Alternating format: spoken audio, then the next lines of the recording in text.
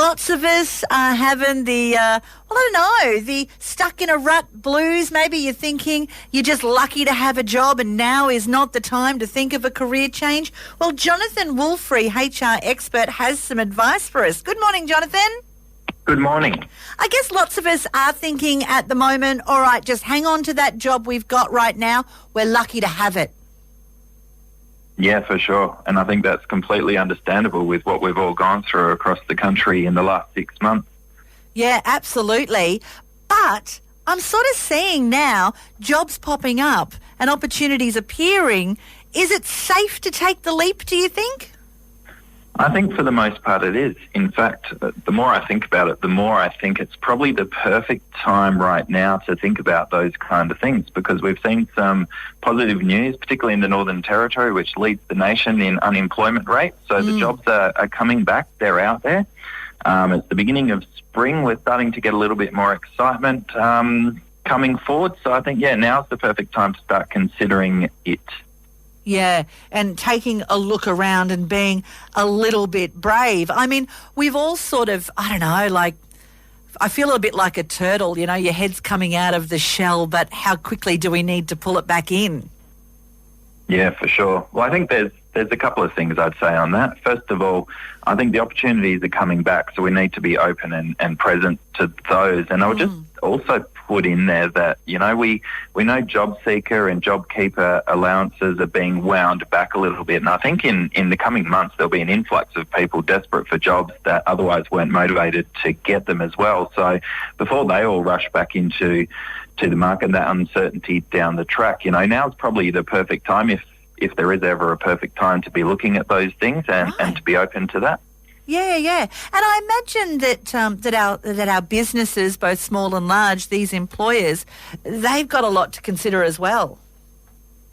Yeah, definitely. I know most businesses want to, and there's still a lot of uncertainty out there, and we don't know what the future holds. But a lot of businesses are wanting to get back on track to see if they're sustainable and viable over the longer term, and really want to test that out and get back to as close to normal as they otherwise could after what's been a really challenging 6 months. Yeah, absolutely. And when it comes to leaving where you're working and looking at other opportunities, how do we make sure that we don't burn bridges? Because what if we need to go back?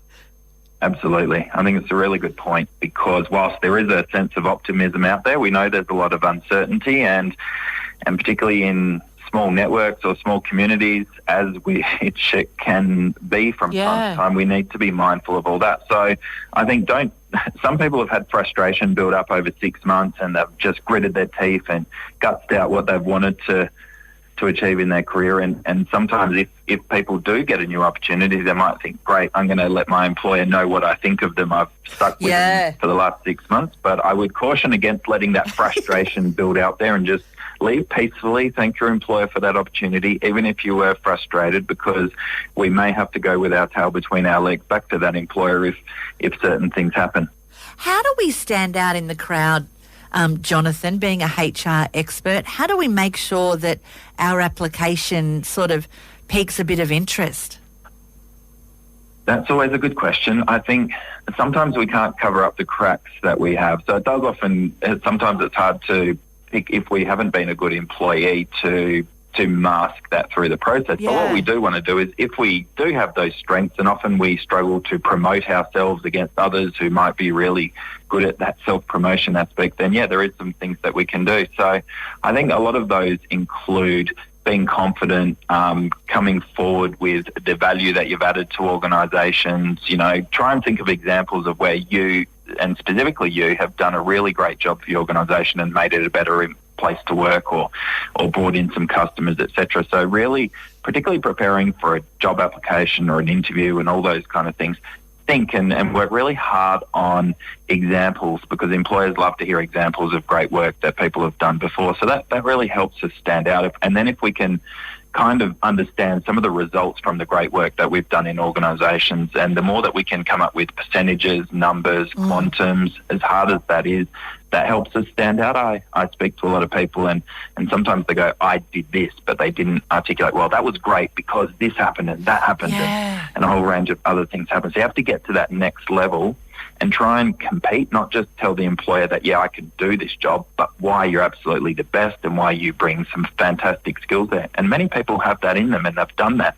It's just that preparation and that confidence to just articulate why you are fantastic and why you'd be a great asset. And Jonathan, what do we do if we know that we're going to be a great asset, if we think we've put our best foot forward and we didn't get the position? How do we finalise that interview process? Should we be replying back to the "look, I'm sorry you didn't get it" email, or should we be letting it go? I think you definitely should ask for some feedback and in a real positive way say, oh, look, it's such a shame. I really wanted that role. Don't be angry or upset about it because, there's normally only one job and there could be 100 people that we don't see behind closed doors. You could have come second place without knowing it. So it's not all doom and gloom, but the people that I see get ahead over a longer period always ring up and ask for feedback if available, ask how they can improve their application without being an inquisitive, defensive kind of process. Actually, try and learn and grow from every experience because I don't know anyone in the world that's ever got every job they've gone for. No. There's always some learning to come from that. And the more learning you can get, the more it improves your application time and time again, and you'll get further ahead that way. Yeah, and if we can go back in the process just a little bit, when we see these vacancies come up and they include, a phone number, is it worth making a quick call to ask a few questions to introduce yourself, or should you just put through the written application? I think it's definitely worth asking a few questions. You don't know, but in a competitive field, there's often, 10, 20, 50, 100, hundreds of people applying, and just every little bit that you can get to put yourself and differentiate yourself above other candidates, and the phone call asking about the role is one of them. I'd caution, I have seen people ask some very annoying and over-the-top questions and are clearly just wasting the time of the person, which frustrates them. But I think if done right and done quickly, succinctly and genuinely, then yeah, that is a good opportunity to just differentiate yourself and change it from being, okay, here's another application with Joe Smith on there, to being, okay, I spoke to that person, they sounded pretty switched on. So I think it's a good way to differentiate yourself, absolutely. And Jonathan, is it okay to ask about money? I would wait for the right time.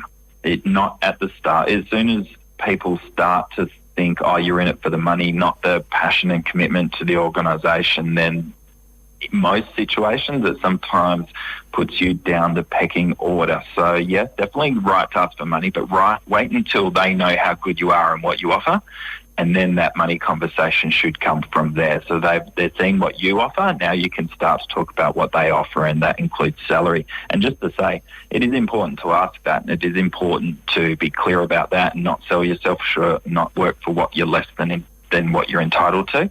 But I think it comes from once they know the value you offer, and then you start talking about what they can offer you. All right, and my final question, is it okay to talk work-life balance? Yes, it is, but similar to money, I think don't come in there and saying, I want this job to suit me. Go in there and sell why you are the best person for this job. And then most employers from that point forward, if they see the value, want to be flexible and are able to be flexible. But always keep in mind, try and present it in a way that you understand that the job needs to get done. I also want to balance my own life in that, but make it centred around the job and how you can build that flexibility in there, rather than it being seen as a selfish thing and the person is more trouble than they're worth longer term. Yeah. Excellent advice, Jonathan. So great to chat with you. Thanks for being so generous with your time, buddy. Have a wonderful day.